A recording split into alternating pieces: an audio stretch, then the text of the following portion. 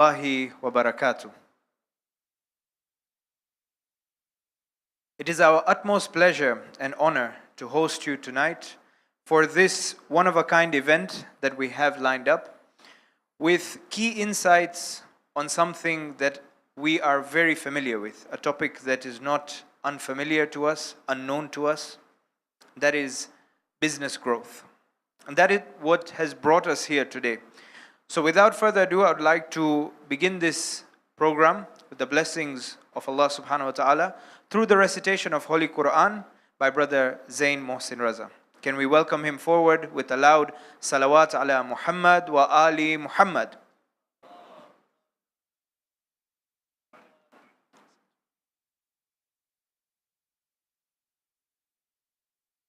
أعوذ بالله من الشيطان الرجيم بسم الله الرحمن الرحيم للفقراء الذين أحصروا في سبيل الله لا يستطيعون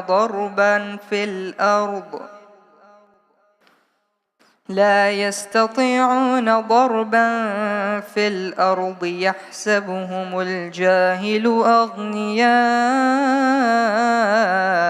من التعفف تعرفهم بسيماهم لا يسألون الناس إلحافا وما تنفقوا من خير فإن الله به عليم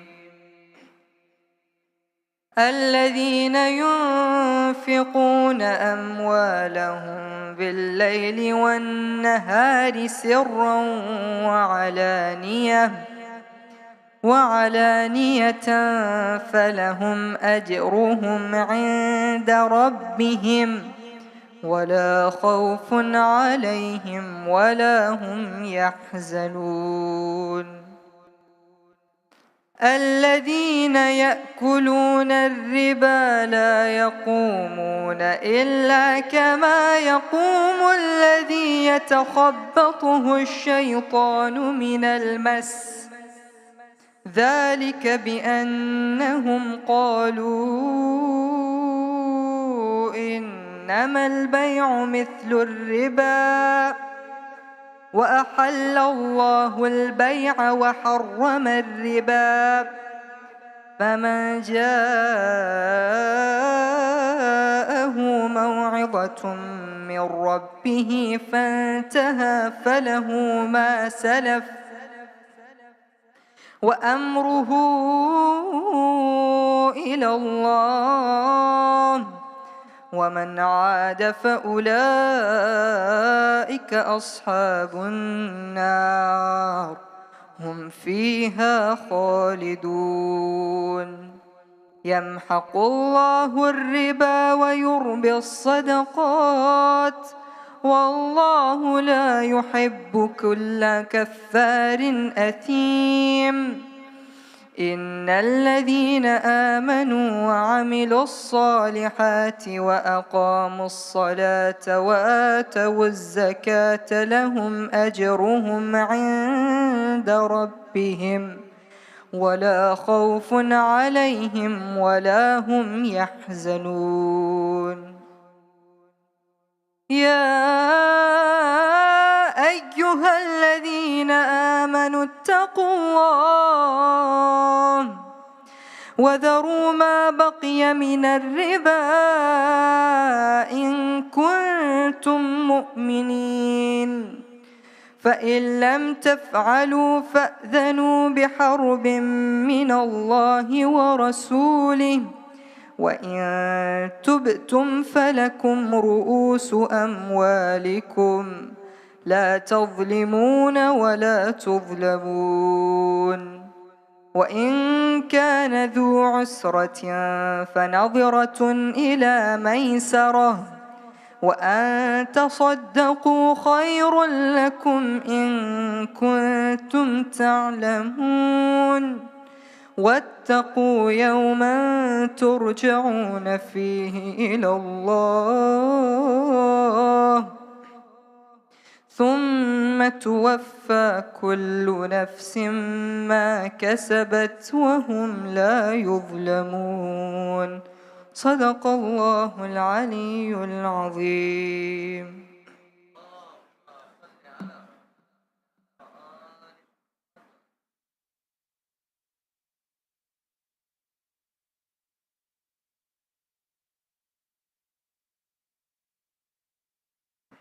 Brothers and sisters, can we have one more loud salawat ala Muhammad wa ali Muhammad?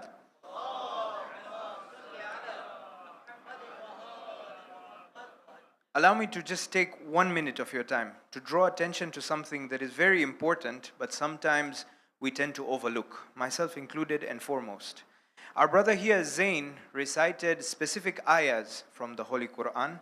And for us who don't know Arabic, I'm talking about myself, we can catch certain buzzwords sometimes, right? Some things that we know, we understand those words straight away. But I just wanted to ask him why he chose those specific words, because there were some buzzwords that relate to our event tonight. And it would be nice for us to know what he was talking about or what he was trying to convey to us through those ayahs of the Holy Quran, so that we cannot take the risk of tomorrow taking the Holy Quran in our events as just a tick box. So let us welcome Brother Zain one more time to explain to us why he chose those specific verses. Sorry to put you on the spot. So the following verses that I recited were from Surah Al-Baqarah, verses 273 onwards, and they talk about interest, trading, and general business. Translating one verse, verse number 25, those who swallow down usury cannot arise except as one whom shaitan has prostrated by his touch does arise. That is because they say, trading is only like usury. And Allah has allowed trading and forbidden usury. To whomsoever then the admonition has come from his Lord, then he desists, he shall have what has already passed, and his affair is in the hands of Allah. And whoever returns to it, these are the inmates of the fire, they shall abide in it. Thank you. Allahumma salli ala Muhammad wa ali Muhammad. Thank you, Brother Zain. In fact, it is of utmost importance that at every juncture, at every event where the dhikr of Allah, where Quran is being recited, that we have minds such as this who try and relate what they are reciting towards that particular event. This is how we also want entrepreneurs to think. They need to suit the room. They need to read and assess the room. So once again, thank you so much to Brother Zain. And to everyone out there, I just want to inform you that this is not scripted. We actually just discussed right now that he has chosen some verses that relate to our event, and we wanted to shine light on it. Payo, Beno, Wadilo, Alhamdulillah, we find ourselves in good numbers for this event. It's a weeknight, it's after Maghrib.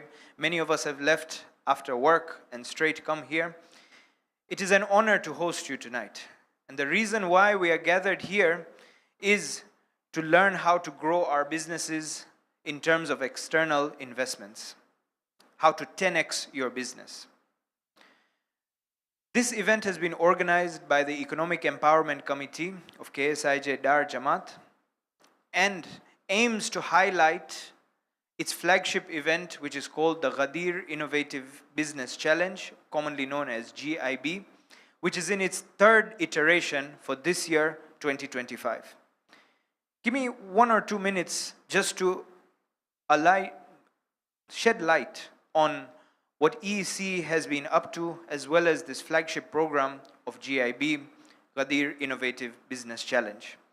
So the Ghadir Innovative Business Challenge, in a nutshell, is a competition, an opportunity, and a platform for community businesses to apply themselves and get learning, mentorship, and funding for their ideas or their businesses, sometimes both.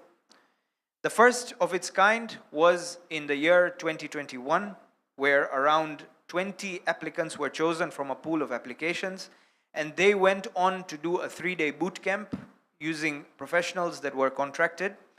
After that, there was a pitching competition from which various winners were chosen, and they were granted grant funding, meaning that they did not have an obligation to pay that back, and that was allowing them to push their businesses forward. Alongside that funding, they also received mentorship, ongoing mentorship, with key performance indicators and check-ins to make sure that they are on the right track. Alhamdulillah, with that success in 2021, in 2023, the team dreamt bigger and had a bigger event where now they took on another opportunity onto the GIB platform, which was what? Investment. There was an investors' night organized by the EEC, most specifically the GIB team, and they aimed at matching these applicants with investors from within our community. What is the goal? The goal is to match community businesses with these investors so that investment into community businesses is done by community business people. Alhamdulillah, the feedback was very good, the turnout was great, and a lot of discussions and ideas took place that allowed the participants and the applicants to push themselves much further. And now, alhamdulillah, we are at GIB 3.0, the third of its kind, inshallah, bigger, better, and geared towards empowering more and more community businesses.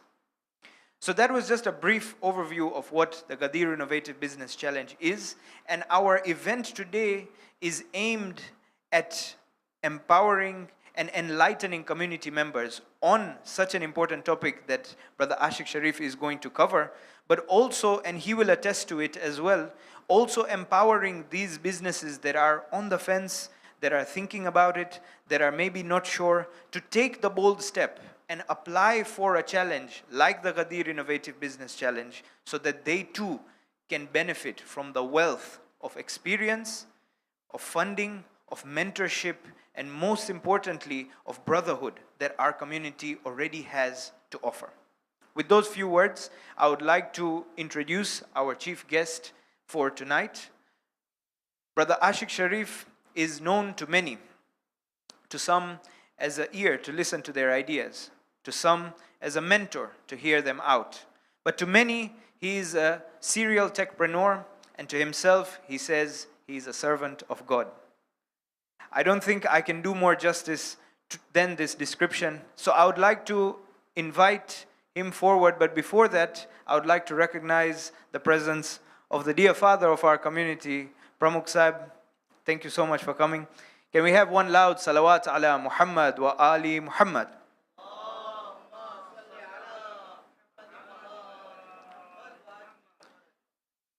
Pramukh Sahib, તમને વાંધો ના હોય તો તમે આગળ આવીને થોડુંક અમને પછી? No problem. So inshallah we will hear from Pramukh Sahib as well, who has also been a key driver in this event, who has given EEC their full support. And honestly, if it wasn't for the support of the OBs, then an event like this would not even leave the discussion table. So once again, thank you so much, Pramukh Sahib, and we are very excited to hear from him as well as Brother Aashiq Shariff. Can we invite him forward with your loudest salawat ala Muhammad wa ali Muhammad?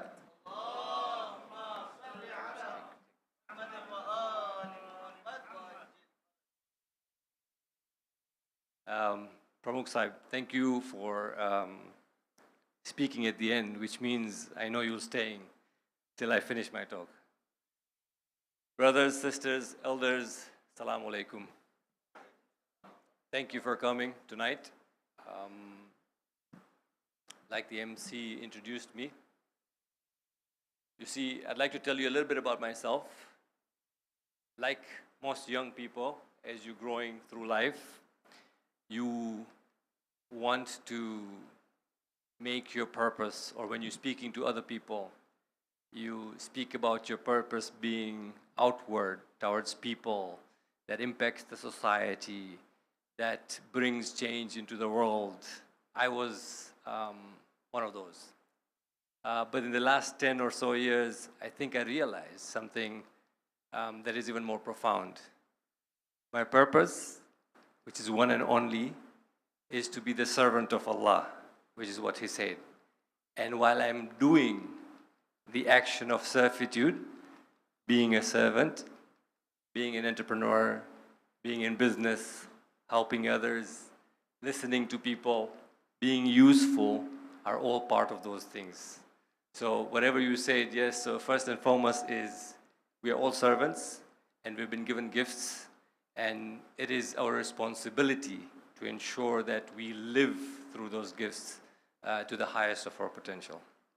Thank you.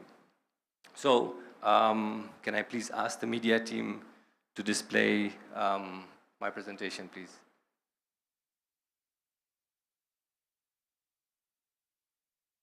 Okay, so I was invited by the EEC, thank you for inviting me, to speak about investments. And like it says, we need to stop playing small. 10x is just a number. I believe we can do a lot more than 10x.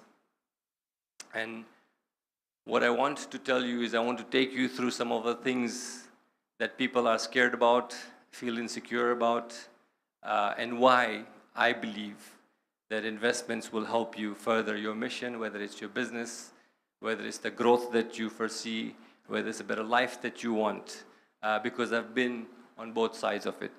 Meaning, I've sold my business, meaning I've invested in businesses, meaning I structure, strategize, advise other businesses to make their exit plans.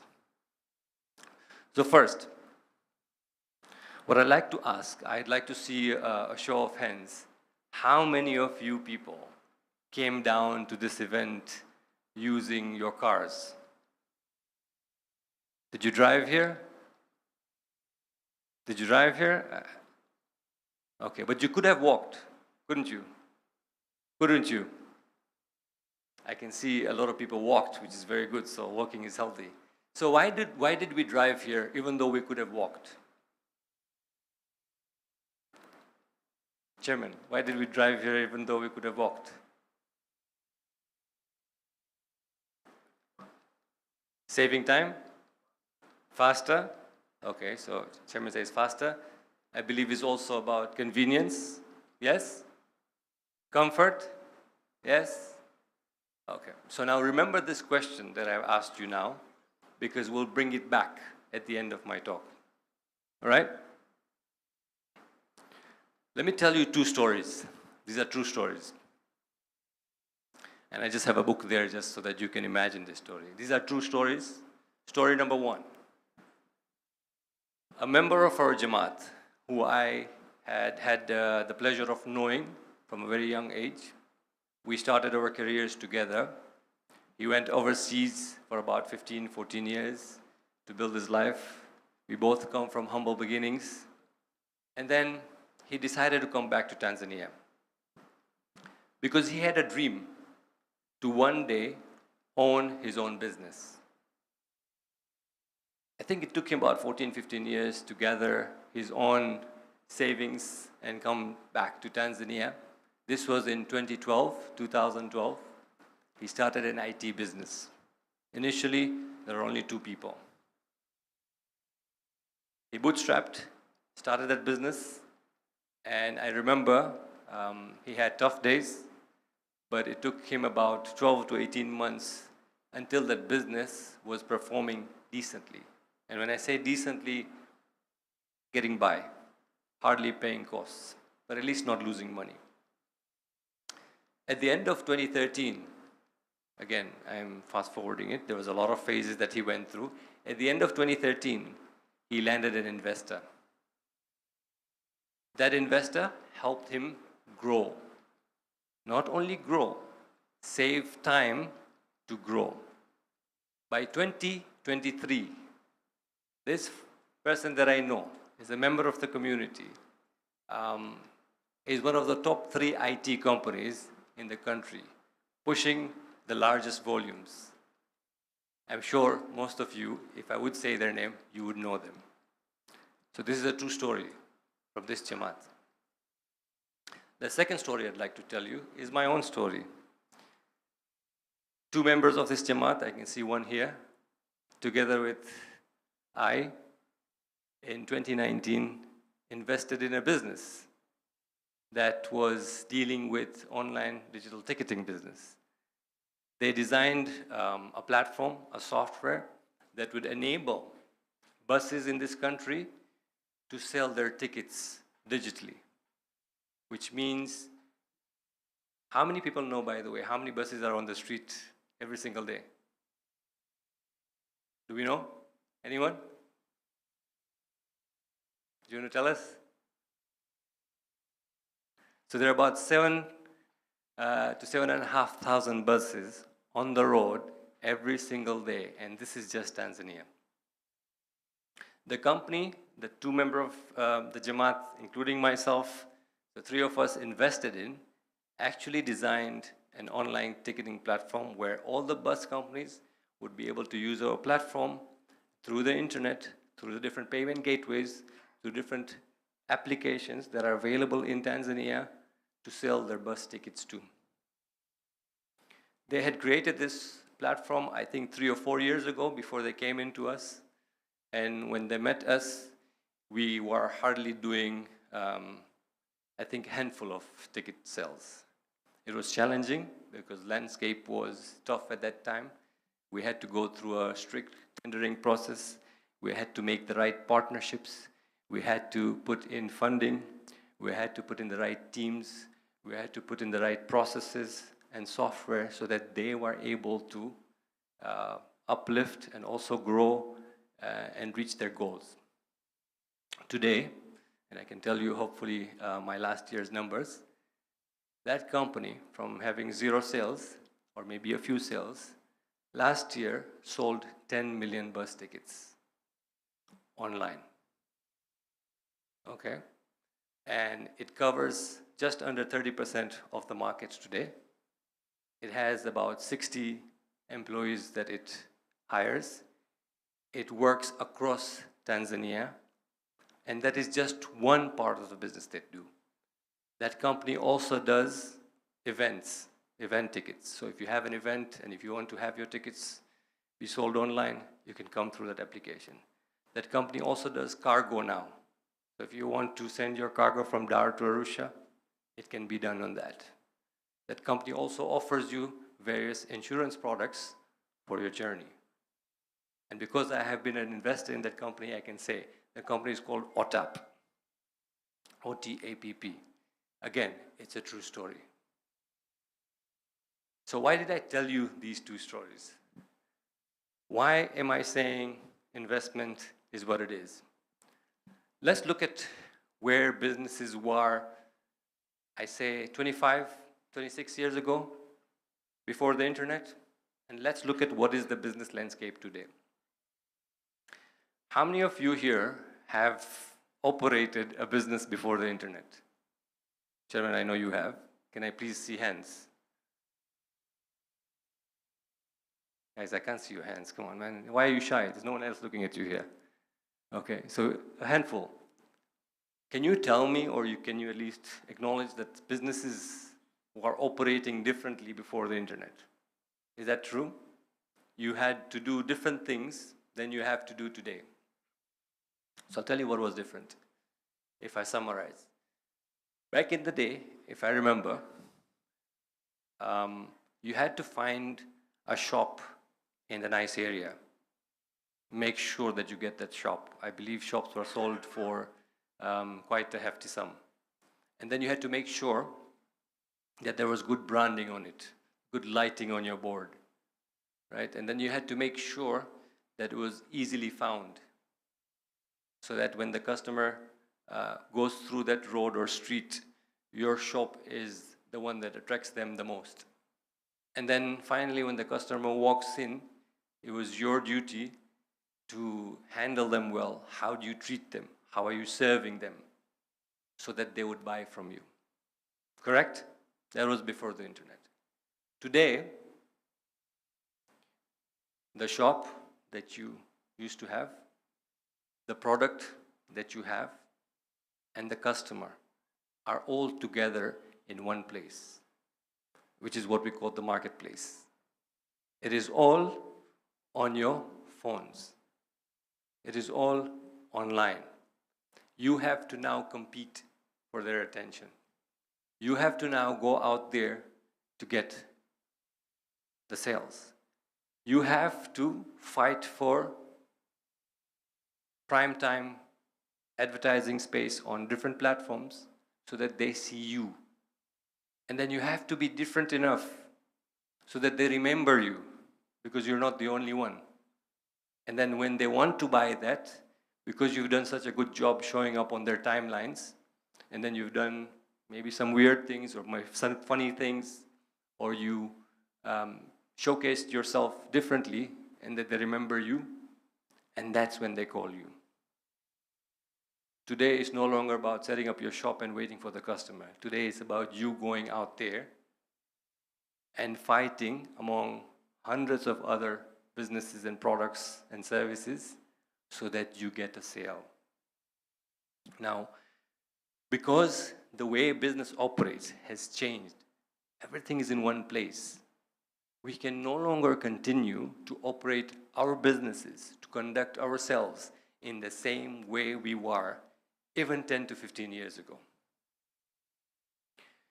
Again, a little bit of a personal story. Before 2019, I was employed by one of the largest ISPs in Tanzania. The first ISP, actually. I was the CEO of this ISP. My day would start at 6:30 a.m. in the morning and at 10 p.m., mostly 6 to 7 days a week. I had no time because it required me to give in all that to build the largest ISP. I was fortunate enough to work with some of the best companies in the world in terms of the partnership, in terms of using their products, in terms of visiting them, in terms of learning from them. We were able to sell that company for a very big price. My shareholders made a lot of money, double digits in US dollars. Okay? And while I was doing that, the last 10 years before I sold, or I was able to sell that company, I had the opportunity to invest in 8 businesses as well. And by the time I exited from the company, which was in 2019, 7 out of the 8 had failed. So why am I telling that? I'm not saying investment is a magic pill that will grow your business 10 times. It also has its own risks. You have to look at what you're doing, do it enough so that you learn, and when one really makes sense or clicks, that is what will change, because it has the capacity to go beyond 10x. All right, let's get back to what I was telling you. So we all know the landscape of business has changed. What we used to be, how we used to operate, and how we used to operate today is different. So before I go into investing, which is what my topic is tonight, I'd like to make a disclaimer. Look, we're all not the same. We all have different aspirations. We have different strengths. We have different weaknesses. We want different things at different stages in our lives. And so I'd like to clarify that investment may not be for everyone. You have to be wanting to grow. You have to have the type of business for it to be something that people can invest in. Sometimes you have something that is unique about you that people want to invest in. Other times, it depends on the market, if there is potential in the market. For example, I always give this example when I speak. You cannot sell candles really well in a town that has electricity working 99% of the time. That's bad business, right? So market potential is important. You have to have the right credibility. Actually, not the right. You have to have credibility. You have to have built your reputation for investors to want to trust you with their money. You have to have a running business sometimes, because we all have ideas. And people think, when I speak about my idea, people will steal my idea. 99% of the times, people cannot steal those ideas. It is not the ideas that have value. It's the execution of that idea that brings value. Sometimes you have something that no one has ever done before. That, attracts investment. And sometimes you have to be able to exhibit expertise and skills for people to want to invest in you. So again, it's not for everyone. And if you think this is not for you, yes, you can walk out. But you can stay and probably learn something. That's also fine. So let's look at some of the reasons why people resist today investments. First is always about control. Most of us, whether in our lives, professionally or personally, or whether it is with something that we own, what do we like? We like control. When you have someone besides yourself, someone from the outside wanting to invest in you, you will always feel like, I've brought this baby up. My business is my baby. I don't want to lose control, right? I don't want to lose control of how I run it. I don't want to lose control of making decisions. Will I lose the, I guess, authority to do what I want without someone looking over me? The other reason why people resist is really understanding, because we don't understand what investment is. We think everyone who comes in with their money is after our business and they will cheat us, or maybe they will not give us the flexibility, or I will be tied down by them. And the final thing I did mention before, but I want to mention baby because a lot of us are tied up emotionally to our businesses. And sometimes there's nothing wrong to be emotionally attached, but I'd like to quote Imam Ali, don't let things own you. You can be emotional, but they don't belong to you. It came from your Lord, it is going to go away. So it doesn't matter, right? So these are some of the reasons I believe, I'm sure there are more depending on people's situation, why people resist investments. I want to make a quick comparison of why investment, in my view, depending on where you are, like I said, makes sense for some of them. Let's look at the two things. Let's look at, if you had an idea, if you have a business that you've been doing it for the last few years, what is the difference between doing it alone and doing it with investments? The first part is definitely time to scale. If I'm doing everything alone, I'm trying to grow my business organically, it's going to take me more time compared to when I have an investor. My time to market, time to scale into a new region, time to scale into a new country becomes shorter. And if there's one thing in life, guys, that you don't get back, is time. And no one can quantify what time is in terms of value. So when you have an investment or you have an investor, there is a faster way to go out there and scale your current business. The second is market share. Because you now have resources that you're not dependent on doing it yourself, you are able to capture higher market share. You also now have the ability to extend your network, because I only know so many people. But let's say if the chairman wants to decide to invest with me, now people that he knows, I have access to.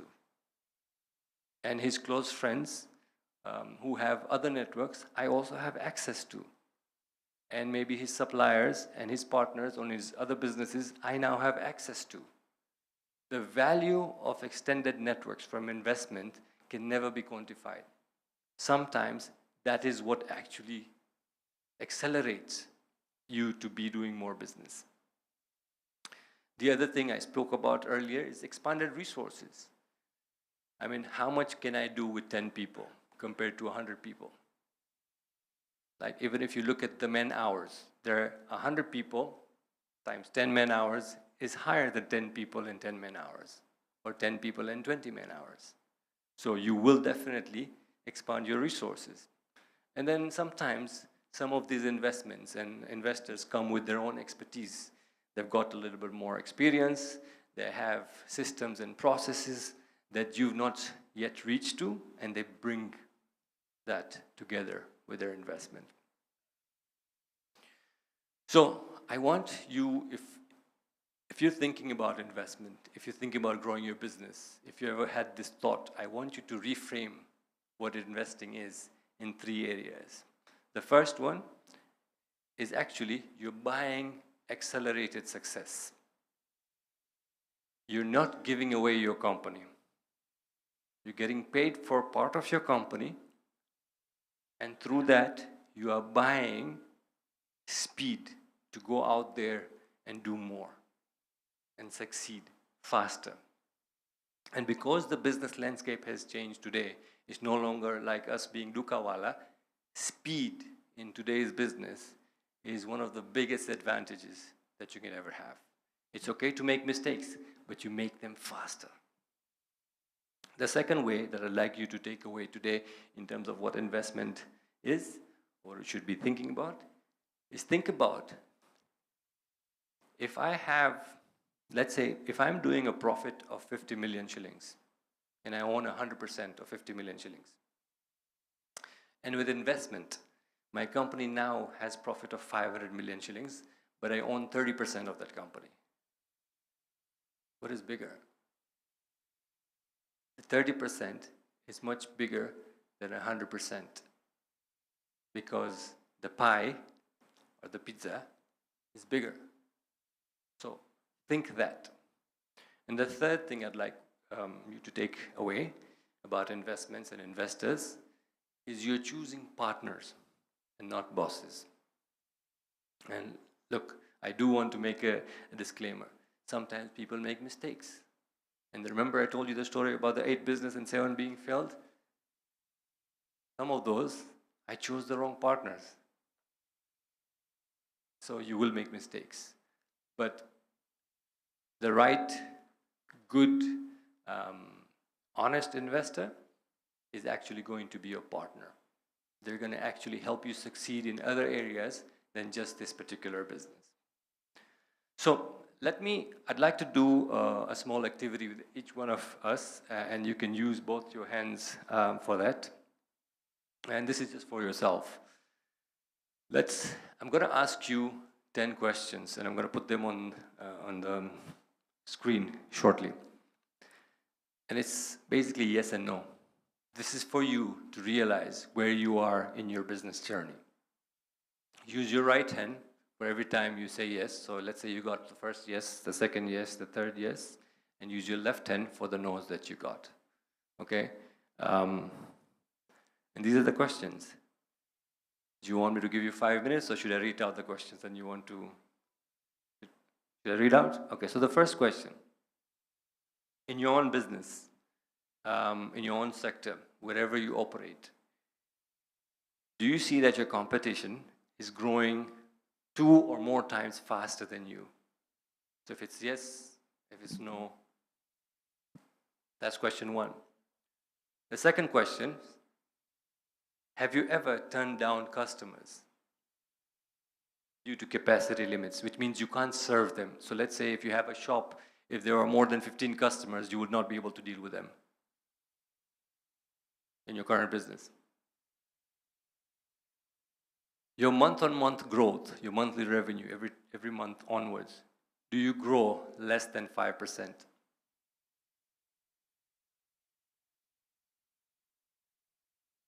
The fourth one is, do you have less than 6 months of cash runway, which means does your business have enough cash to run beyond the 6 months? Assuming you're growing at the same rate or you make no different sales. Are you losing market share in your sector, in your business, to bigger, funded competitors? If suddenly, overnight, or over a course of a week, if you are able to 10x your current customers, would it break your system? So whether it's delivery, whether it's logistics, whether it's being able to serve, would it break your current system and process? Are you losing people in your business to better funded companies? Do you know if there is a new entrant that is going to enter your market soon.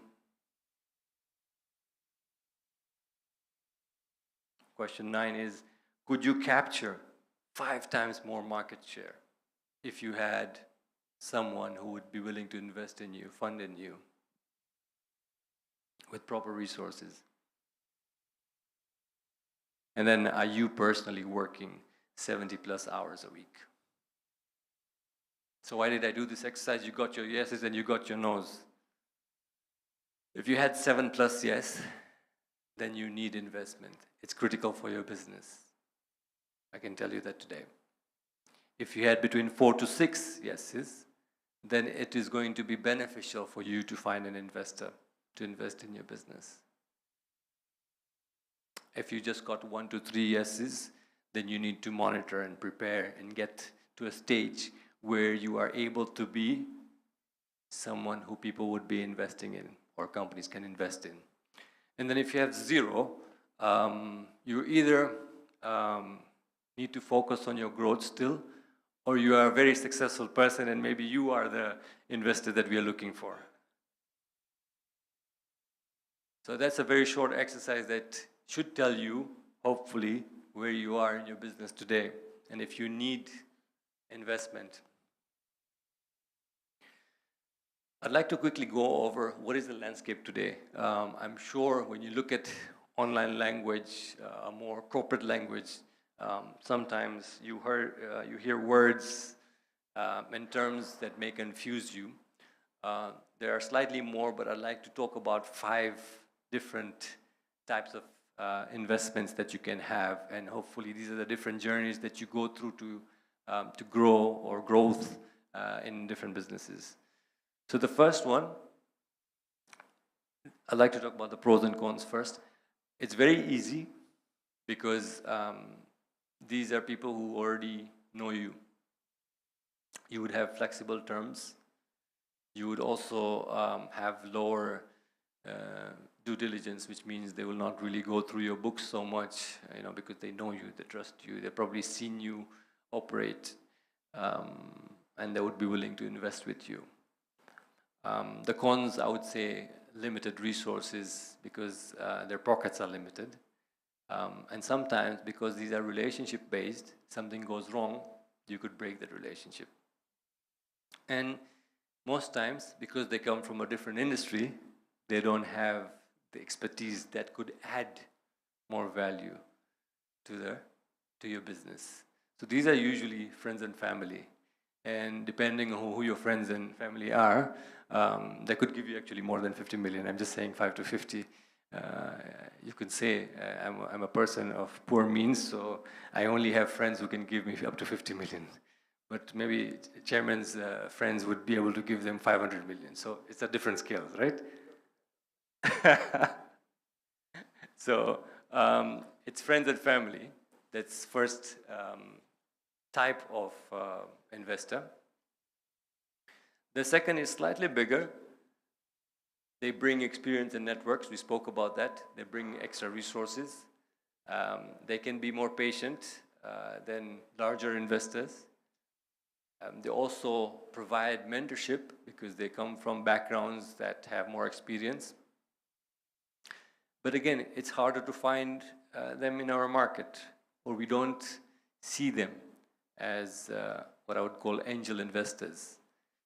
This is what the corporate world uses, but these are usually successful individuals that are around in our market, that are around in our communities, right? And then they may want board seats. That is one of the cons, because they'd like to be abreast of what's happening in your business.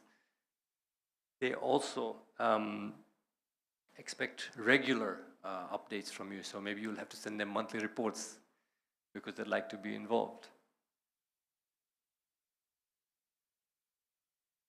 The third one is venture capital. We've all heard this. These are actually professional investment firms whose whole business is to bring together different people who are successful, that like to put in their money in a kitty, and then they have a team of people who go out there and look for good businesses to invest in. Again, they have the good thing about them, they have a lot of capital, massive. Different funds have different sizes. They also have professional expertise and have great connections. So if they come in, they're going to bring all those in. Maybe better suppliers, maybe better partners, shorter timelines on logistics, for example, better pricing on logistics, for example. They also come in with validation from institutional investors, which gives you a lot of credibility. If you go out there and say, these guys are my investors, again, gives you a lot of market credibility, which works in your favor. The cons are, again, anyone who's investing in business, remember, and this is the hard truth, is investing because they want to be profitable. You can't expect someone to invest something and not get profits. And sometimes VC funds come with a very high expectation of returns. They also want more control and oversight. Just like the one before, they would like to have monthly updates. These guys probably have corporate governance issues that you have to follow. Slightly more cumbersome, maybe more detailed, but this is what it brings in, yeah? So if you're not experienced it, you may have to go and get some new skills on how to write a proper corporate report. This is what they come in with. And sometimes they're expensive in terms of time and all the different legal tax consulting fees that you'll have to spend, because they will do proper due diligence, which means there'll be a whole exercise. This exercise could lead anywhere between 3, 6 months, sometimes a year, before they even decide to invest in your business. The fourth type is private equity.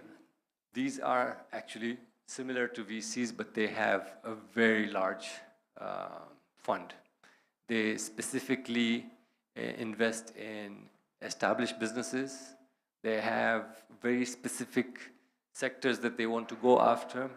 They want a specific equity in your business. So again, similar to VC, but more niche down to specific sectors, market, valuations, and companies. Again, just like VCs, the advantage is they have big money, they have a lot of experience, they have a lot of resources, and they're usually planning to exit, which means if I'm investing in your business, I want to plan after 5 or 7 years, I want to sell your business for a premium to someone else. That's what usually they do. This is their business. They will buy businesses in the right sectors, people that they're interested in, they trust, ideas, and they have a particular type of equity that they want because they want to flip that equity in a few years.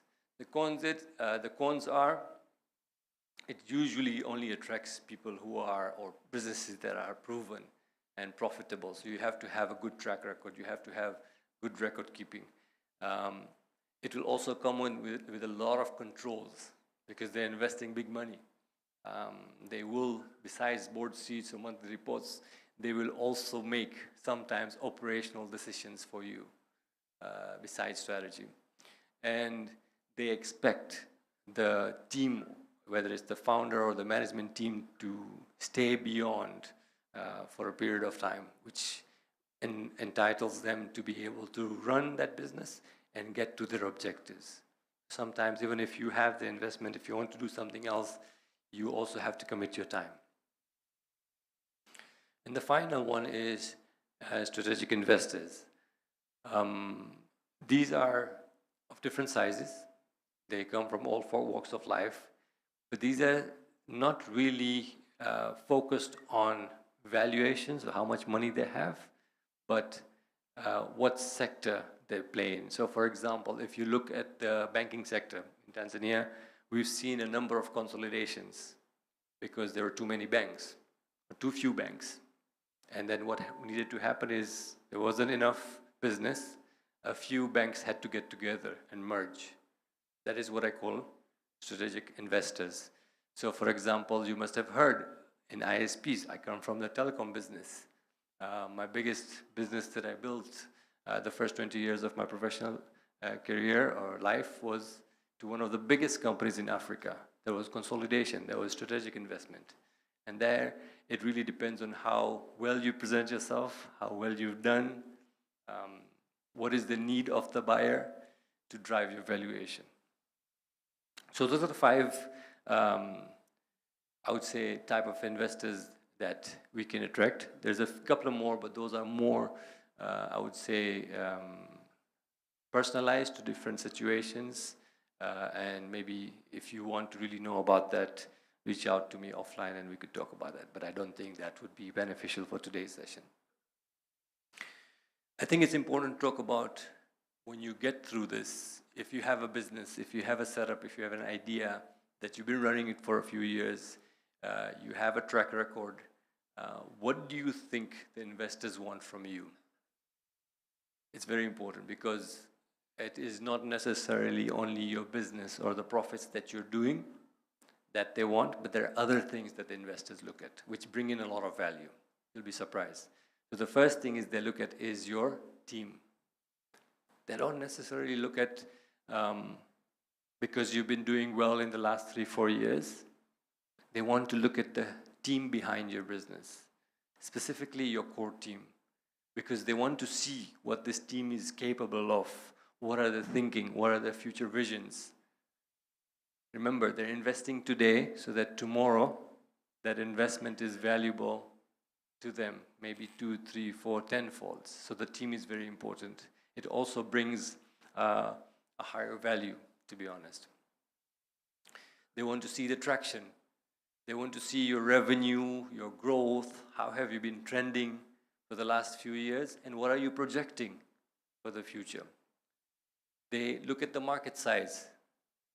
So you may have a good business according to you, but if your market size is small, you may value your business very high, but the investor is not going to value your business very high. For example, real example in Tanzania, why do you think business is different in Zanzibar? The same type of business, let's talk about internet business in Zanzibar compared to internet business in mainland. Because Zanzibar's population is 1.2 million compared to overall Tanzanian population, which is anywhere between 65 to 68 million. That is a very small market. Even if you have, let's say you have the monopoly, so what? Which means I'm already serving 60% of the market. I only have another 40%. There are 10 other ISPs. Your valuation is going to be affected because of your market size. They also want to look at your path to profitability if you're not profitable. They want you to get to profitability as fast as you can. That drives your valuation. They also want to look at uniqueness. Sometimes some businesses have something unique. Now, I don't mean that you have something that no one else has. Sometimes uniqueness comes in the way you operate your business. So it could be, let's say, the same logistics, same tech, same IT business, but you may have added your flavor or personality or customization or localization in your business that makes that end product unique. And then let's quickly look at what investors don't want, because I think this is also something that affects investment in your business, or how good you're able to value your company to them. A lot of people like to boast. Sometimes it's good. We all get cocky sometimes. But when you place yourself and say, listen, I don't have a competition in the market. I can't think of any business that doesn't have competition. Unless if it's a state-run country, socialism, that have only one utility company. Yes, there's very few things that you can do today that will never have competition. They also don't want to hear unrealistic valuations. And that's what I talk about when we started off saying, why do people resist? Because I value my baby higher than you could ever value. But there's a difference between realistic and unrealistic. And that depends on situation to situation. That also depends on the appetite of the investor. Are there dependencies in the business? Remember we spoke about, are you doing everything yourself? Although they'd like to see good founders who have been part of the business, but if the founder is the only one that knows all the passwords, that has the key to the office, that makes sure, wakes up in the morning, drives the bus to get the staff, pays salary, pays taxes, that's not going to get you good valuation, because you could be hit by a bus tomorrow. And then what? This is something that a lot of our businesses struggle with, poor financial record keeping. This is something that I've seen many businesses, and I see in my consulting journey. I also do consulting for other businesses. It is something that still baffles me today, the way we keep our records, specifically when it comes to finances. When you don't have proper records, you're not gonna be able to get the maximum value or investment for your business. And then lack of clarity in where you're using your funds. You just don't want to mix your personal with your professional spending. It also has to have records in terms of wherever you're spending and how you're spending them. One thing that I think it's very important for everyone to take back is, if you're getting an investor, let's look at beyond the money. Let's look at what else that can bring in that can be more valuable to you. Mr. Chairman, I'll not look for you, no problem.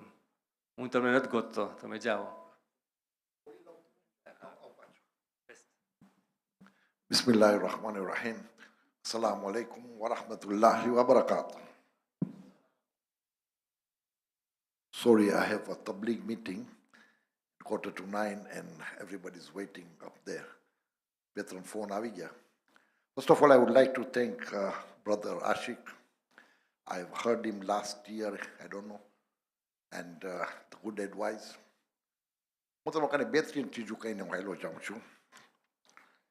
I don't have the answer, the questions I'm going to put. How is the money made? By working hard, by luck, by duas of the parents.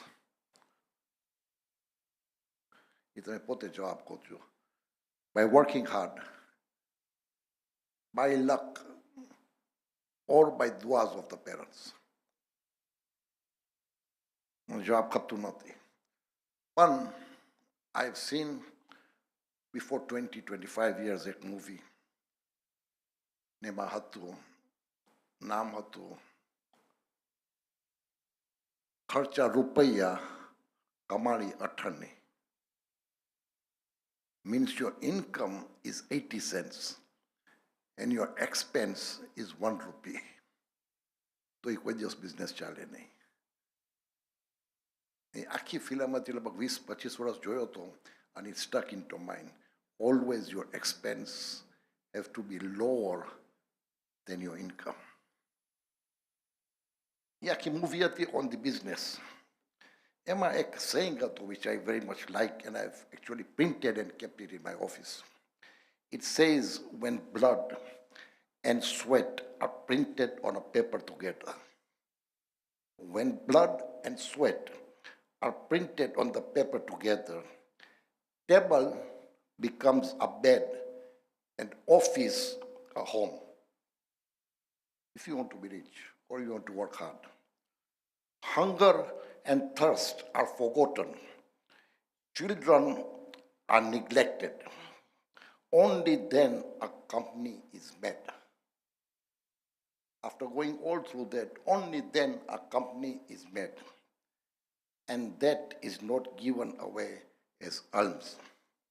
You don't give that company away as sadaqah, because you have struggled to make that company. You have forgotten your house, you've forgotten your bed, you've forgotten your hunger, you've forgotten your thirst, and then you have made a company. It takes a long time.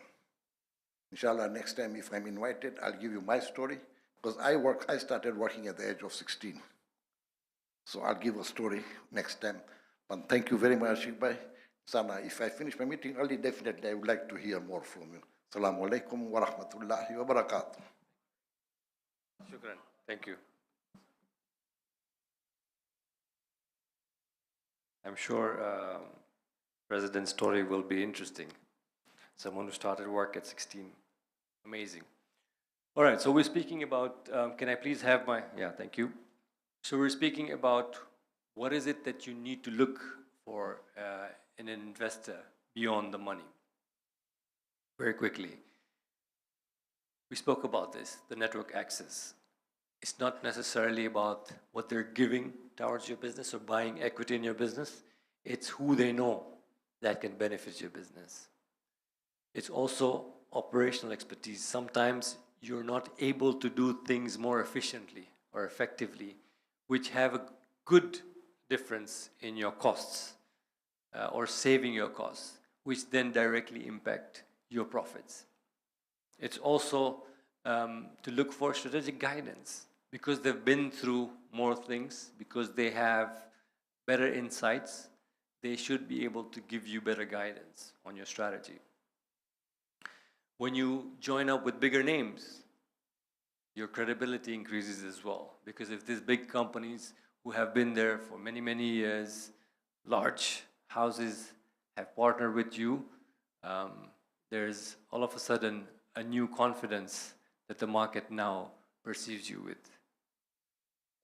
And then you have other opportunities. You may have started with this business, but because you're now partners with this bigger firm or bigger house, there could be other opportunities that they would be able to give you access to in the future. These are some things that you cannot put a dollar sign to or a value to. But also, let's talk about what to watch out for. Like I said, not everyone comes in with the right intention. Not everyone comes in with the right purpose. People want different things. And we've seen this many, many times. Bigger companies buy smaller companies to eventually shut them down so they can have more market share. So it's also important that you watch out for signs that maybe you want to move away from this investment deal or maybe from this opportunity. There are 5 main things. I'm sure there are others. But how much dilution are you asked for? Dilution is how much of your company are you going to lose?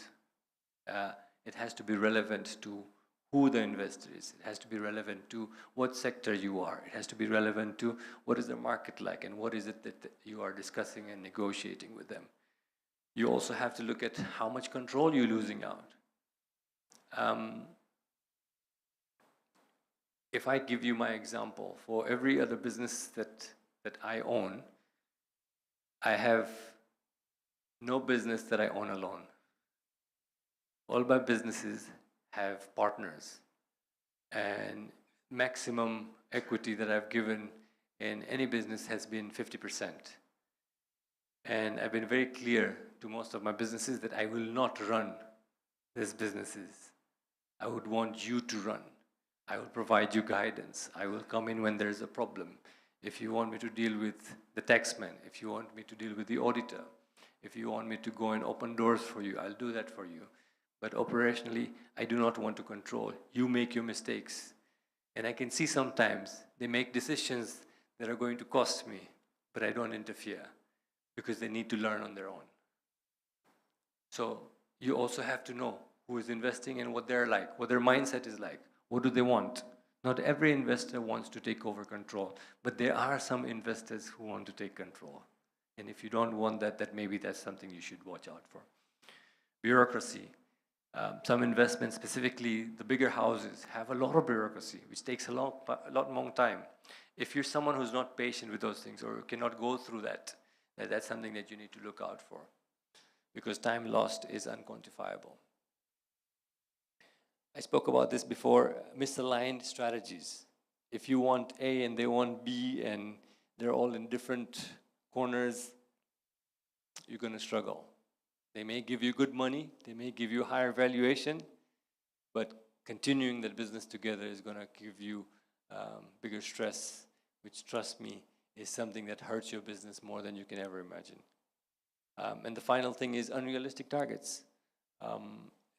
Sometimes investors come in and say, I want you to take on 90% of the market in the next 6 months. How? So it's important to look at that. I'd like to leave you with a few thoughts. And I go back to my very first few slides. Not everything is for everyone. You have to know where you're playing, what you're seeking, what you're aspiring to get.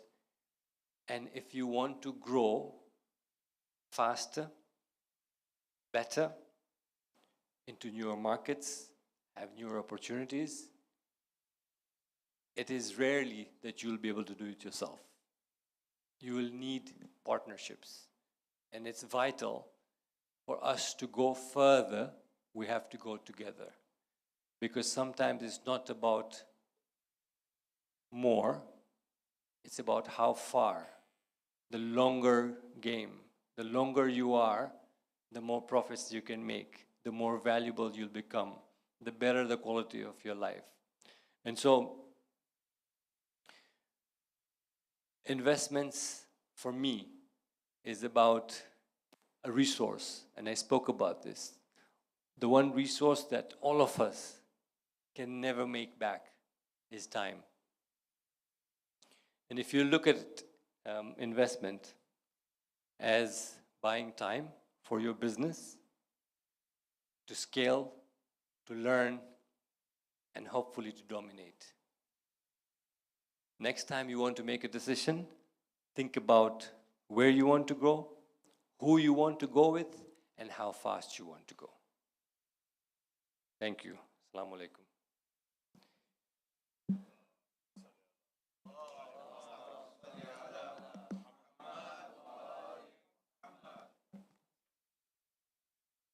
All right, so I'd like to take questions if you have any specific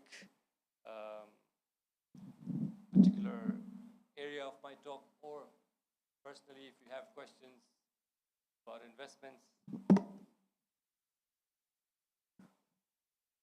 Assalamu alaikum, my son. I am a bit conflicted here in a certain section of your talk. You spoke about if you're working 70 plus hours in a week to keep the company going. The two things here, you should be looking for an investor. That's what I understood. That's part one of the question. Yeah, one part of the 10 questions. So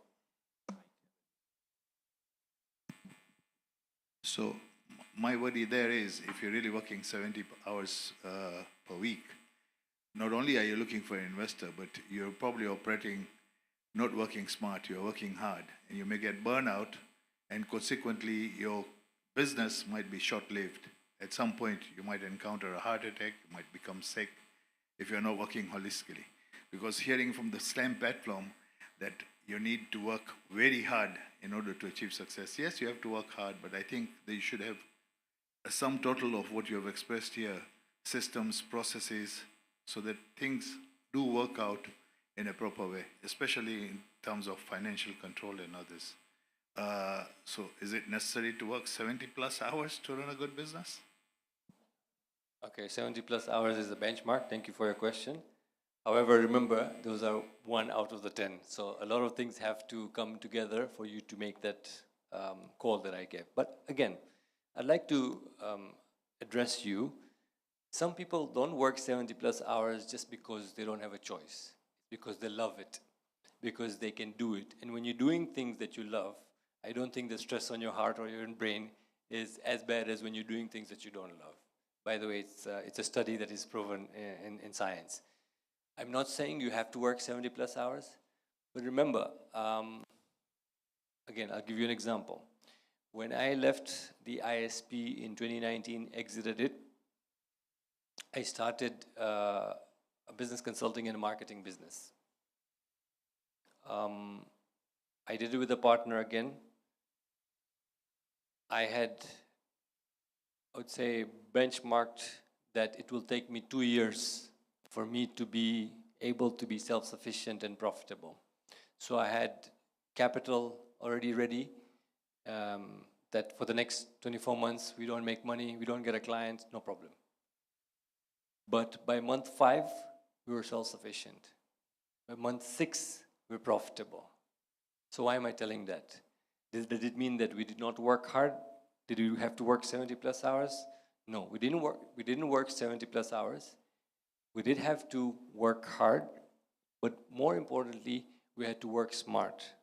So in your question, I would say working smart is more important. But unfortunately, life, it took me 20 years to know how to run a business to become profitable in 6 months. So maybe for the first 15, 20 years, I had to work hard to learn how to work smart, to learn what processes and systems that I needed to put into place that will give me back my time, to know what not to do as well. So unfortunately, your question, I would say you have to until you cannot have to, or you know how not to.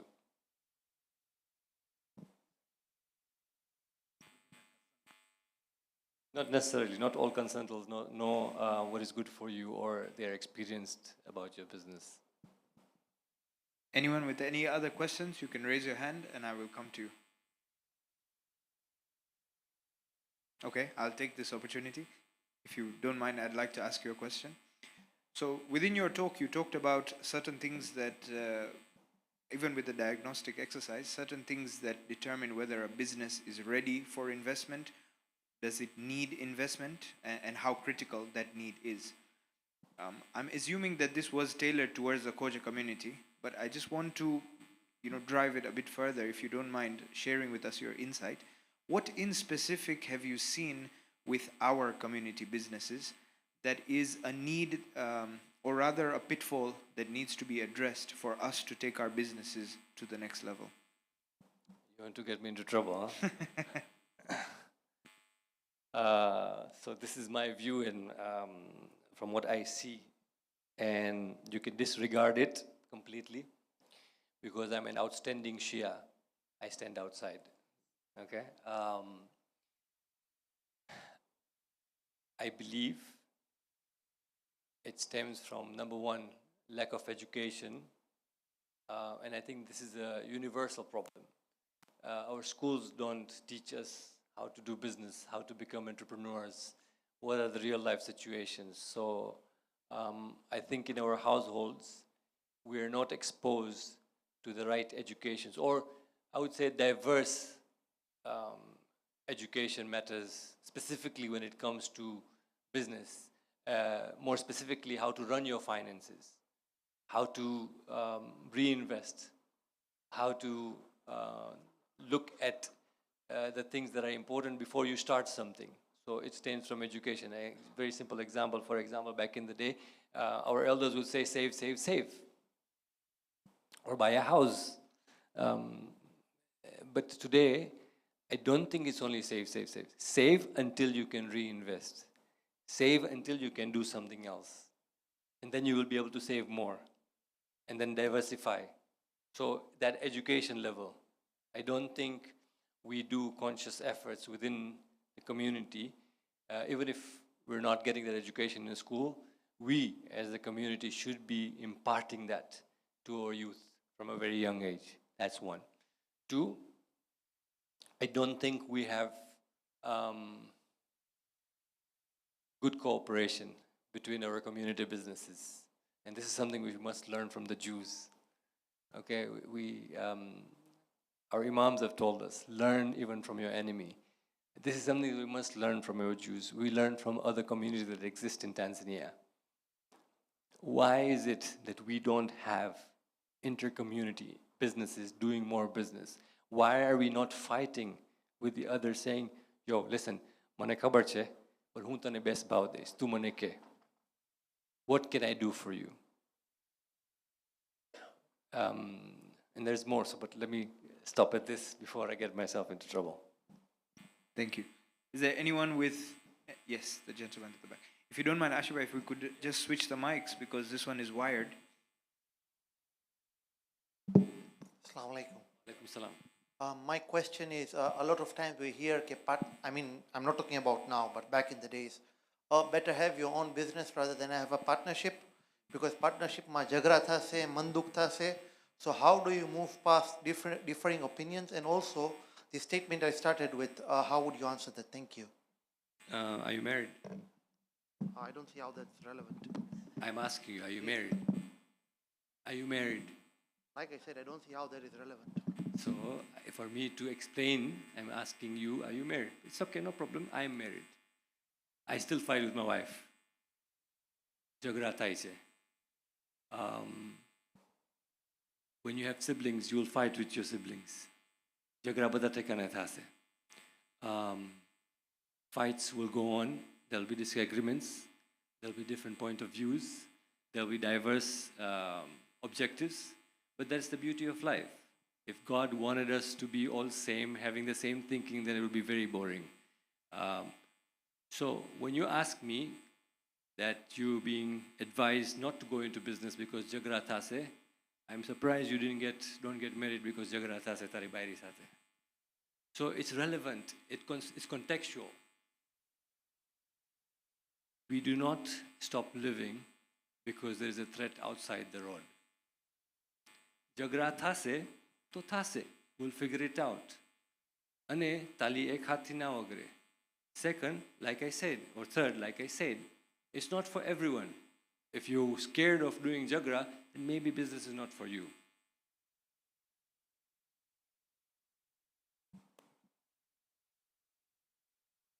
I'm a little surprised that you didn't touch anything regarding the banks, the way they operate, and we can check finance from that. Big corporations these days use massive amounts of monies belonging to other people. Like if you see USA, it's taking trillions of dollars of people's money and investing, and they don't know when they're going to end. So the day they stop, the whole USA will fall. So on that note, I would like to know your opinion that taking finance from the bank, is it profitable? Or is it Shariat and not allowed? Thank you for the question. Sharia-wise, I'm trying to be a religious speaker, but I'm not there yet, so I will not speak on Sharia. What I do know from the ayah that was recited, interest is haram, but it is, again, contextual to what it applies in, the land that you live in, the laws of the country, and if you're harming someone or not. But let me answer the first part. The reason I didn't speak about banks, my talk was specifically towards where we are, specifically community-based. The US and more developed nations have a very good, not only banking, but credit rating system, KYC system. They have institutions and processes and systems or securities in place that you can go and loan without collateral, because there is a good database, there is a good history, there is a good KYC information structure process within the country or implemented within the banking or financial sector. With Tanzania, we're still not there yet. So even though I believe it's possible and it is a practical solution for businesses to get finance from the bank, depending on what your business is, and still be profitable after paying off the debt. But not many people are able to do that without guarantees, whether it's personal guarantees, whether it's collateral guarantees. And the absence of those, most small medium businesses don't have that access today. And that is why I omitted from my talk. But it's a valid question. I believe, I know some of the businesses that we have taken finance from bank and we've been able to grow the business. But like I said, it depends on what business you are in and what is the back-to-back agreement between banks. Sometimes I've also seen that depending on who you know, so depending on your network, sometimes people are able to make personal guarantees for financial institutions to lend money to businesses, and that they've been successful as well. One other form of investing is debt to equity. So people are giving you a loan. If you're not able to pay, they'll take back some equity. But those are more specific to depending on what your business is and what you're trying to do.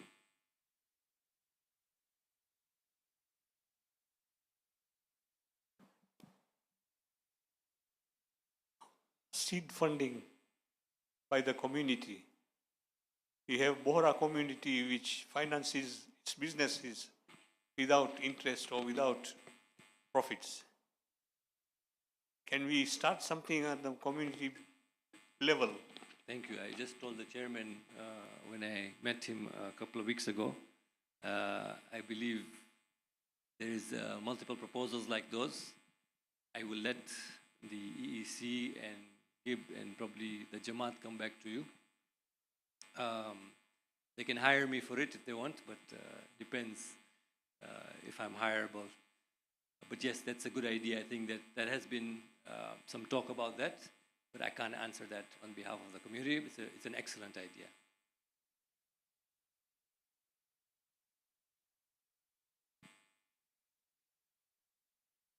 Media team, can you put up the QR code? I did have a worksheet for everyone to take back.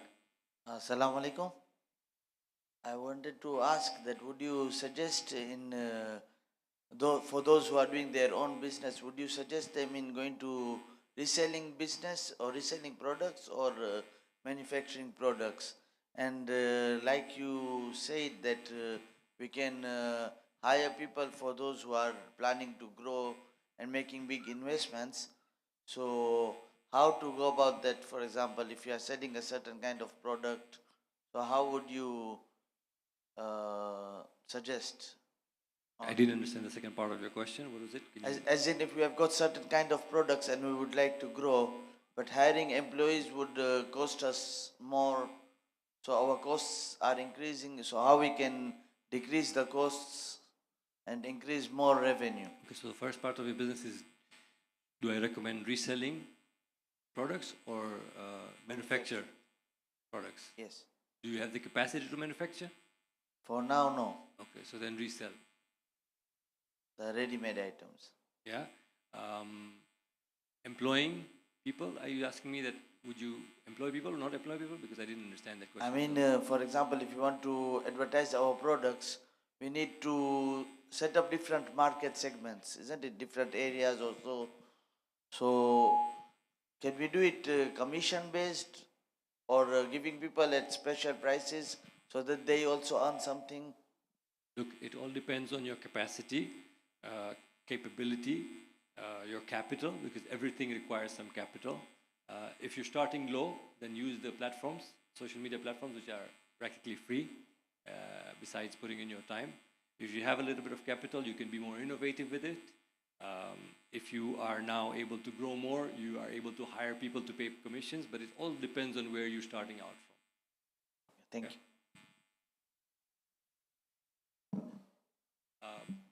The QR code is for a worksheet that I've prepared. There are about 14 pages with various different questions and checklists that you can do on your own, in your own time, related to your business, that will help you determine if you are investment ready or not. It's a worksheet that will help you should you want to go towards that path. Assalamu alaikum. Wa alaikum salam. If you had to give this talk again in a few years, assuming AI continues to develop, what would be different in what you say today in the future? I mean, I would not be here. I would use my AI twin to do the talk. I think, interesting question. I'd like to say that we principally, or I principally, would be speaking about very similar, if not the same things. Multiple reasons. Number one, I think we in Tanzania specifically, forget about Africa, we move slightly slower to catch up to the rest of the world. So I think relevance-wise, we are slightly behind in the world. The second thing, the principle of human existence and human services and how we think, how we see things, how we perceive things, what are the important things when it comes to, when you spoke about emotional connections, when you spoke about what we aspire to be, I don't think will change. I think the way we do certain tasks will change. The way we do certain jobs will change. And I also believe there will be new jobs. There will be new creations that come in that we don't even know about yet. Yeah, but I can tell you, I had prepared some things. I believe those who are looking at getting into new businesses, here are some of the things that you should be. AI is one of them, definitely.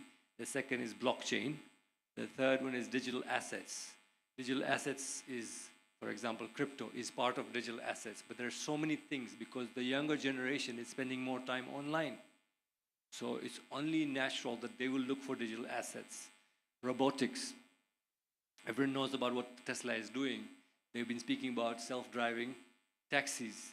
They're also speaking about robots. So robotics. And then that leads me to all these advancements in technology. You're going to need a lot of energy. So the other business to look at is energy storage. It's not about creating energy anymore. It's about storing energy. Software is a given. Because of how we're changing, software is what makes things easy for someone who doesn't know technical to use that thing. The other thing is cybersecurity. As we get more advanced, security is going to be a key feature. If you want to invest in something, security is going to be huge within the next 5 to 10 years. And then everything to do with healthcare and education, but bringing technology, and agriculture, but bringing technology into it. So whether you call it biotech, edtech, agritech, all these are going to be huge opportunities. Spoke about edtech, yes, and then yes, there's also a big movement, again, not so much probably in Africa, but in the developed nations about green tech, clean energy. The developed nations are really looking at making sure that they are checking their boxes off about being clean. And then there is space technology, okay, because that's the next frontier. And the final thing for me, I would say it's quantum computing. It's the really high level, high capacity computing.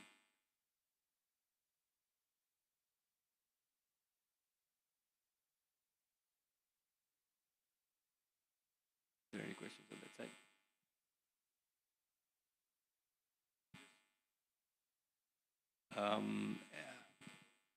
Okay, so I'm told there are volunteers on the ladies' side. If you have any questions, please hand them over to the volunteers and I try to answer them to the best of my capacity.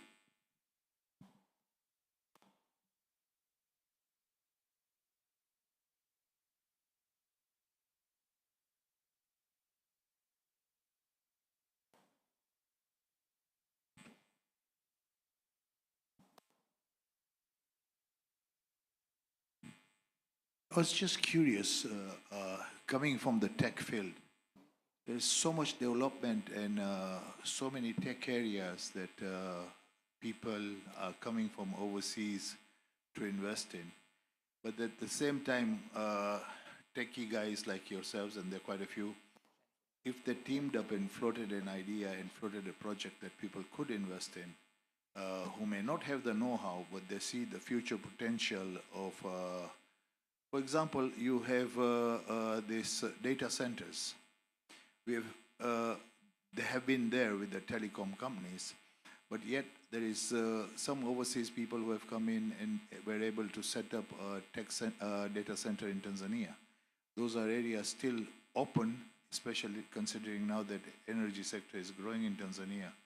Do you see any potential, or do you see any people who are looking at promoting such projects? And don't you feel that there might be people who can see the future might be investing in those kind of projects here? So data centers, again, they're huge investments. They're not a couple of $1 million. They're like hundreds of millions of dollars, depending on what you want to do and what is your plan. Also remember, for you to make that business successful, there has to be enough content being generated from Tanzania. Data centers are usually used as a hub for providing information to a nation, for example, or so for example, we all know Netflix.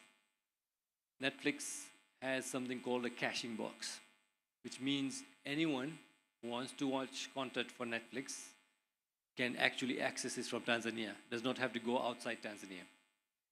Those content boxes are what are kept in the data centers. So there's Netflix, there's Amazon, there's related services like that.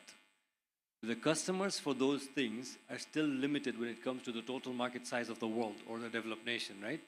So there aren't as many being invested or being brought in here. If there is more local content the local people generate, that local people want to consume, that then requires for us to make huge investments in data centers, because now suddenly the current data centers are not enough. Now, I may be controversial. I don't think data center are going to be the next big thing, because there are already a few here, and those are also not full. Plus, the ROI on data centers is very, very long. I think there are better projects, there are better ideas that we can do on the technology side that have a better return and faster return.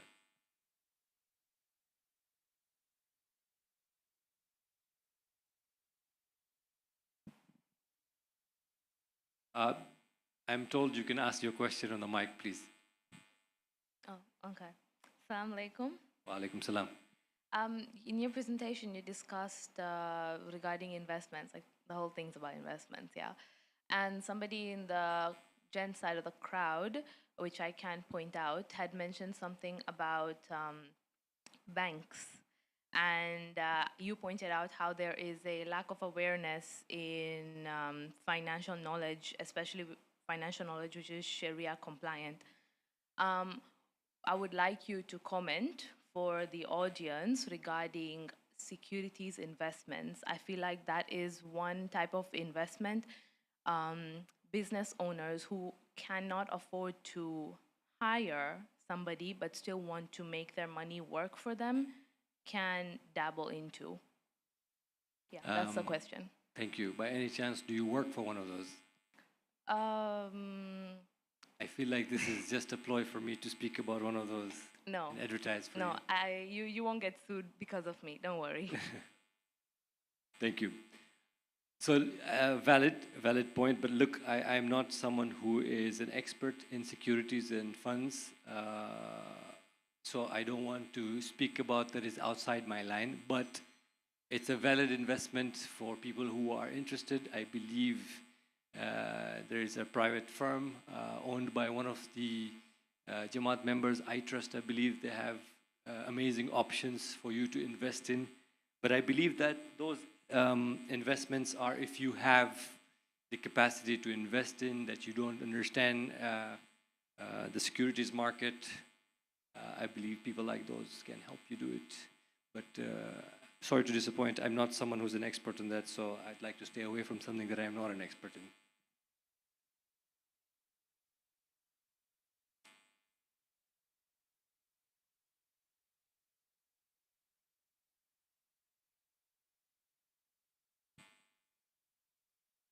Assalamu alaikum.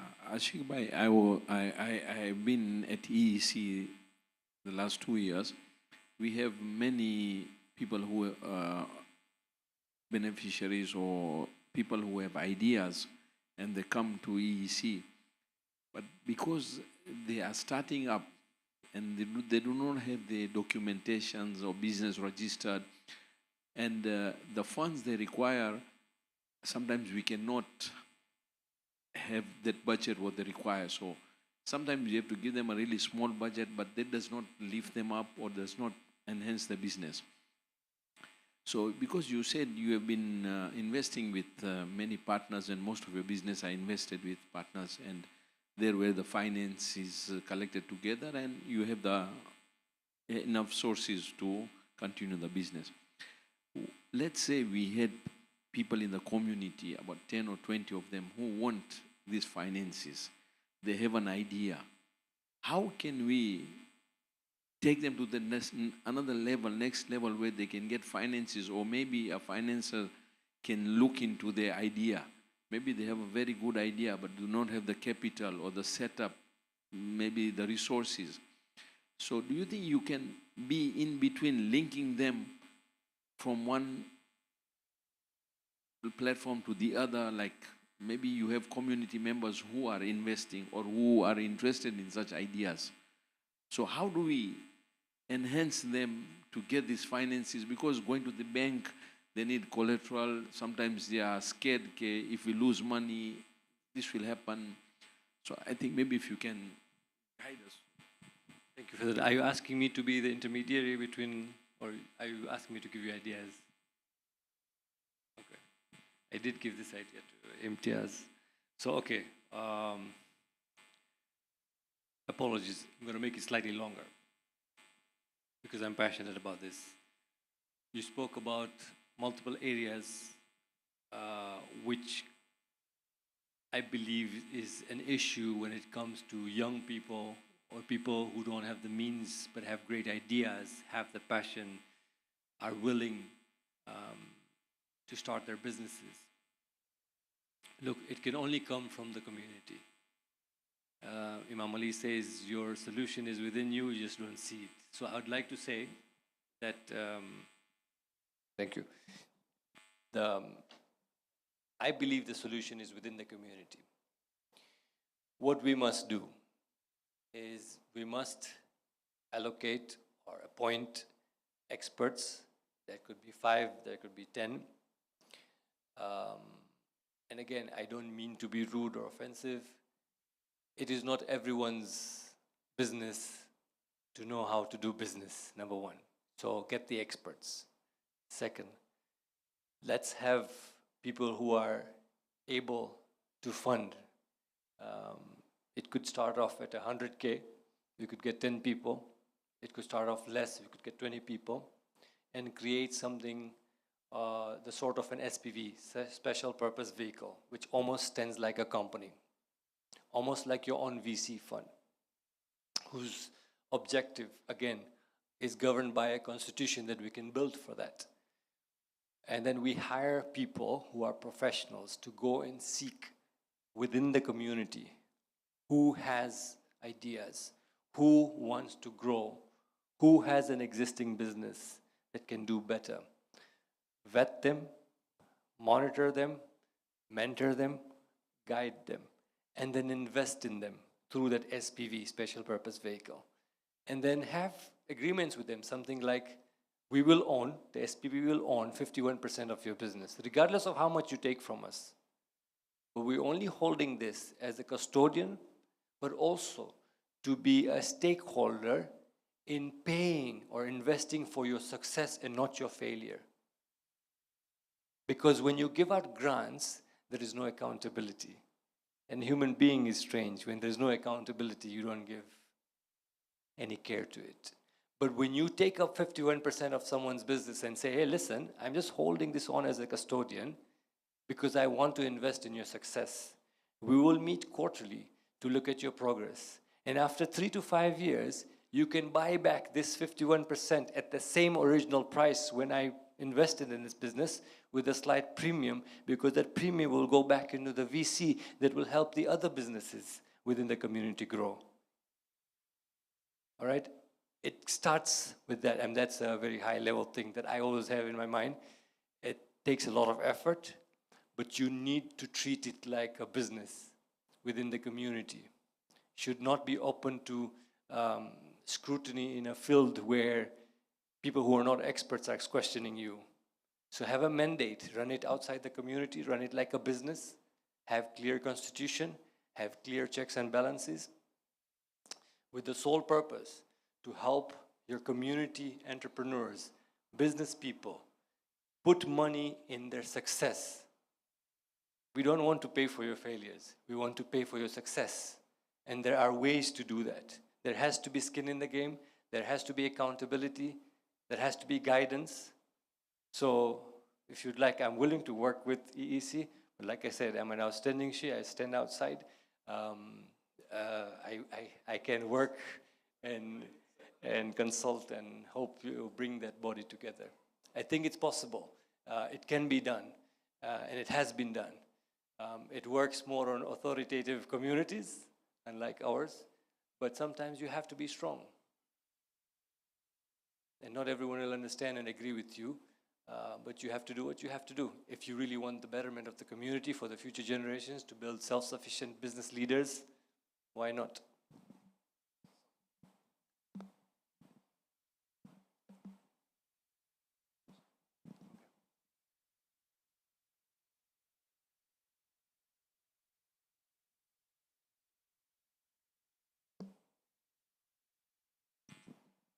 Thank you, Aashiq. Did you anywhere mention where the investors are? No, I didn't. No. No. And is it? Do we have we watch Shark Tank everywhere around? So Yes. is it kind of you're linking there, or is it a set? Is it a setup that we pick something from Shark Tank? And I wasn't speaking of Shark Tank. Shark Tank shows a lot of things on I think it's also a show.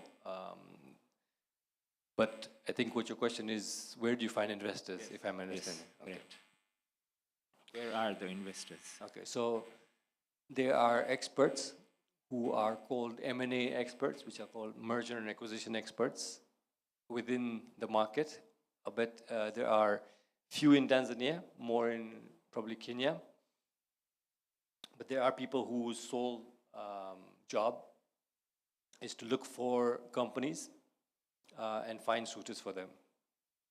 So there are experts like that. Usually, depending on the sector that you are, you would know who else is the player in that sector. The most likely people to buy you or invest in you are usually people who are already playing in that sector because they understand the business well. The third area is when someone from outside is coming into and looking at what are the lucrative sectors in a country, you are part of them. And usually they would visit the local government or something to look at the list. So for example, insurance, there's, I believe, TIRA, if I'm not mistaken. There's a list of companies that do insurance. And an investor will then reach out to you. We don't have a centralized directory in Tanzania, or at least not that I'm aware of, that has those investors. So it really depends on your network. And then if you know someone who is an expert in M&A, you could hire them to seek suitors for you. So is it like this business innovative? Gadir is trying to do something like that? So I think yes, they do have the funds right now. They have a competition going on. I believe a few weeks ago, a couple of months ago, there were pitches that were going to be. Okay, so there's currently applications in process. I'll let you answer that, please. I'm not. If I can just interject for just 1 minute, and then we can give it to Uncle to ask his question. So thank you for mentioning the Gadir Innovative Business Challenge. Thank you, Aashiq, for also deflecting that to me. Gadir Innovative Business Challenge, the applications are ongoing right now. So we have Muharram and Safar, these 2 months where the applications are open. The members of the team as well as the EEC are at your disposal to answer any questions that you may have regarding the application. Keep in mind this is an online application which is quite intensive. The reason being is because we want to gather as much information in order to help vet those who are qualifying participants for the challenge. Just like how Aashiq mentioned in his presentation, that one of the key information that an investor looks for is your business sustainability, your business health, your plan. And these are certain things that also the EEC and the Gadir Innovative Business Challenge team look for. Why? Because they want you to have the best experience possible. They are looking for investors and they are speaking to business people in the community, bringing them and pitching this vision to them. But they want to make sure that the best of the best shine through so that our investors also are more encouraged towards our community businesses. So the offering must be good from our side, number one. Number two, it's important for you to know your own business. Aashiq mentioned this. If you know your own business well, then others will be able to also look into it and provide opportunities for it. So this is also a way for community business people, aspirants for business, to fill in this form, to test yourself, to challenge yourself in order to know yourself and your business. Thirdly and finally, there is a professional boot camp that happens. Now this is more of a responsibility for us as community members. For the last 2 iterations, we have had Sahara Ventures as well as Innovate. Aashiq will tell you, these are professional firms that deal with investment in M&A, if I'm not mistaken, and also the business landscape in general. So community resources are going into hiring these people to come and speak and give a boot camp to these business people. If we do not get people who are ready, if we do not get people who are pushing the limit and pushing the ceiling, then unfortunately we have undervalued and underused those resources. So this is not to scare anyone, rather it is to encourage us as community members to take on this challenge, to fill in the form. There is ample of help available to you. Any question that you have, you can ask the ESA members, and inshallah we look forward to seeing you on the other side and providing you with the launchpad, the platform, and the runway to soar. One more time, Uncle had a question, so I'd like to pass the mic on to him. Thanks a lot for your wonderful time, valuable time. In your speech, you mentioned the Jew community. Yes. That how beautifully they support each other and they grow all together. Can you shed more light on this, and maybe you can give your opinion that maybe within our community, how can we implement those ideas and hold the hands of each other and to grow collectively? If you can shed the light on that, how can this idea can be executed, you see? Okay, thank you.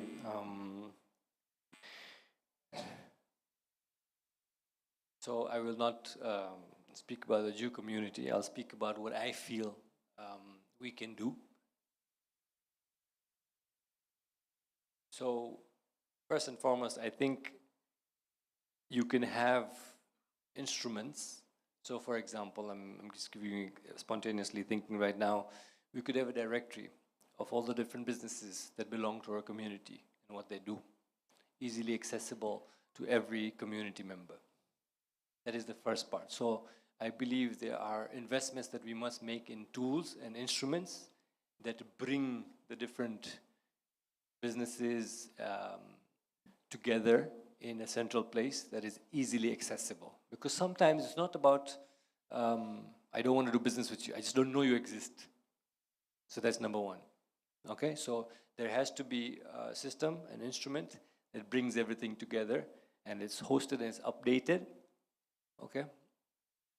But the second, which is the most important one, no matter how many tools I give you, if you do not have within yourself to support your community, then it's not going to work. Because change starts here first instead of outside. We have to be willing to say the first right of refusal will be given to a community business. You also make conditions within your business. So for example, if you're listing a tender, I'm not saying you do that in the newspaper, but if you're listing a tender, make conditions easy for a community business to win than compared to a non-community business. 2, take it upon yourself to take the extra step to make sure that you give it to a community member, then not a community member. 3, if you're on the opposite end, if you want someone's business, you will go and do everything in your power. But that also doesn't mean that you go and rip them off. So we have to have benchmarks. If you're selling within community, are you willing to take less profits? So are you willing to put your money where your mouth is? So one is investing in instruments and systems that bring the community businesses together. Number 2 is the willingness, which is I think more difficult than anything. Number 3, I believe when we have these 2 things and the willingness is there, incentivizing the community businesses to do business with the community. There has to be some incentives that we can get from doing business with each other. Yeah. And 4th thing I believe is, we were speaking about this just before the talk, that if, for example, if we know today that the coal industry is going to change, there are going to be tariffs on the coal industry. The government, for example, is going to ban coal. So we know that there has to be, in the next 6 to 12 months, the opportunity to do maybe a clean energy product that can replace coal. So, do we have within ourselves, in a community, to let's say float, this is the next opportunity, guys, how many of us are interested in doing this together? And then giving that opportunity to people who don't have the same capacity as you, but still willing to give them equity for their sweat, which is called sweat equity. I believe it's not more about the investment in systems and instruments, it's the willingness of people to do it. In brief, I think that's what I'd like to say for now. If you'd like more details, let's do it offline. Thank you. So, one more final round. Is there anyone with any questions that they'd like to pose? Yes? Assalamu alaikum, Aashiq. Thank you so much for this talk, and I think it was quite informative. You know, I think investing within the communities and within ourselves is fantastic, and it's something we should do. I just feel that I think a lot of education is required. When things go well, it goes well. Everyone's happy, there's dividends. I think one of the hesitation in investing within the community is when things don't go well. We don't know how to handle this in a professional manner. Either we resort to slandering, either it's a blame game, either expectations were set too high. And I think this is one of the reasons people do not go towards investing within. Because then you can't even enter mosque, it gets into families, it gets into all of these situations. So I think one of the big areas should be educating around what happens when things don't go well. How do you handle things with professional maturity? How are we still able to sit with terms and come across? Is there a grievance panel? And I think some of the communities which do succeed within intra-community investments is they have these panels. They're able to handle grievances. They're able to manage these situations. And I think probably education around this area, get into business, but how do you get into with the expectations of things always not going as per plan? And how do we then manage that? And I think maybe that's another area, if looked into, can further encourage people to invest within. Valid point. Do you want me to answer, or is this a comment? Okay, so I do believe, look, to be fair, I do understand that things can go wrong when you invest in people, sometimes lose genuinely. But let's also be wary of the fact that when you have that, there's also a thin line when people take advantage and purposely lose that money or do something else with that investment. So there's both scenarios. But that's everywhere. I believe part of building a sustainable investment, I don't know, dream that we may have, the vision that we may have, besides what we spoke about earlier about having an SPV, there should also be a committee that does some sort of a mediation or arbitration where if things go south, that's where we have agreed to sit. However, if you look at my initial idea of SPV by owning 51% by a group of professional individuals that are governed by a constitution, why is that? Because there is accountability for someone that you've invested in to make sure that they are doing all the right things to succeed, so that you can actually hand them back their business in a much better shape and form and size than it was initially when they came to you. So the SPV that I think in my mind would be the central body to be able to do this well. And to make it fair and to make it neutral and objective and have checks and balances, I believe the people within the SPV would have a set term, so they're not stuck there. It's like kind of the banking industry. The CEO only stays for 4 years, if I'm not mistaken, for a public bank, yeah? Yes, Uncle. We'll take Uncle's question as the last, and then if there's any more. You want to add? Yeah, sure. I hope the wire will reach you. I mean, Aashiq, I must say, it was a very great. Actually, I'm an entrepreneur, engineering, okay, since 1992. Let me tell you one thing, even if we invest within our community, sometimes there are failures, even you can be a professional, okay? I'll give you one example. I qualified from NIT. We have got an alumni okay, somebody who used to work in Sun Microsystem in Los Angeles, okay? So he put in our alumni, he said, I'm coming back to Hyderabad, I'm setting up an IT company, okay?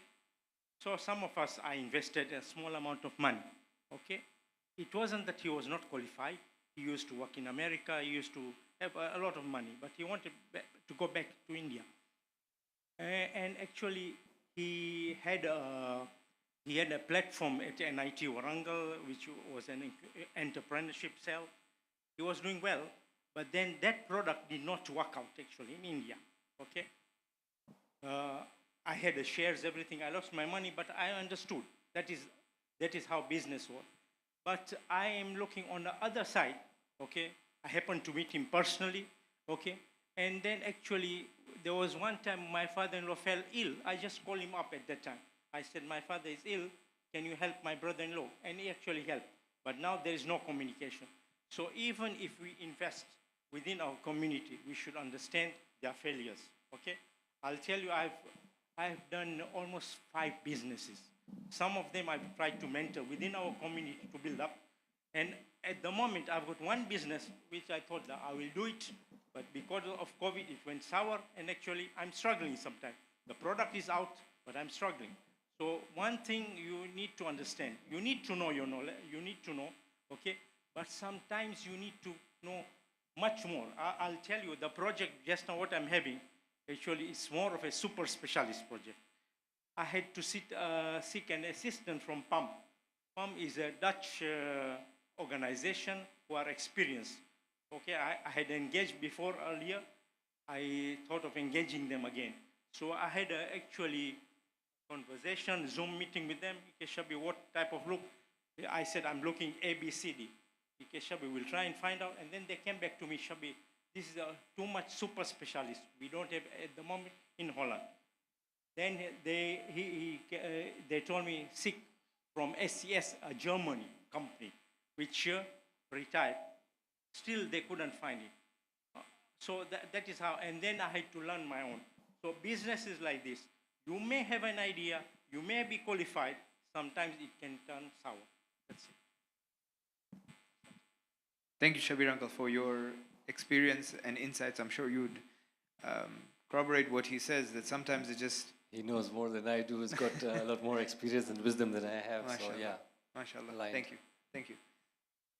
So, if there are no questions remaining for the mic, I'd like to take this opportunity to just do a very soft and short thank you to Aashiq Bhai, but that would never do justice to what he has presented to us, what he has taken the time to prepare for us. So in order to formally and to do justice to the appreciation that we have for your time, for your effort, for your expertise and insights, and most importantly for your willingness to come down into the community, to work hand in hand with the community and to grow, and inshallah our vision as well to take you from an outstanding to an instanding Shia.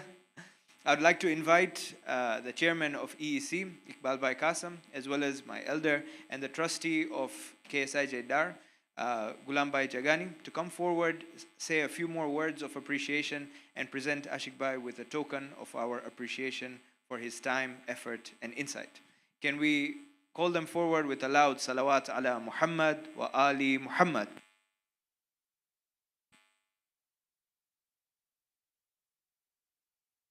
Assalamu alaikum, brothers and sisters. On behalf of the ECC team and the Gibbs, would like to thank you all for coming. And I would like to thank Aashiq Bhai for his wonderful talk show. And for this, we'd like to present you a token of appreciation. I would like Mr. Ghulam, please come forward and please present this token to appreciation to Mr. I thought you were going to invest in my business now. I'll come to that.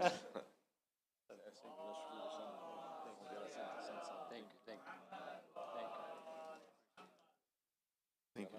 Thank you. We've got flowers for you as well, to make it fresh. Thank you so much. Thank you for all coming, and we have more coming, so inshallah we'll be seeing you quite often. for this shows. I think they're very innovative, and it brings us together, and we can do wonders if we're all together. When we become one, we can do so many things together. Thank you so much for coming. And we have some refreshments out for all. Please, karibu sana. Thank you. I just want to say thank you for having me. I enjoyed this thoroughly. This is my way of being useful to the community. For those who have scanned the QR code, the worksheet, if you have questions, follow up, you want to consult with me, my email and platform, social media platform handles are there. You can reach out to me. I'll be more than happy to respond to you. Okay? Thank you. Wassalam. Thank you.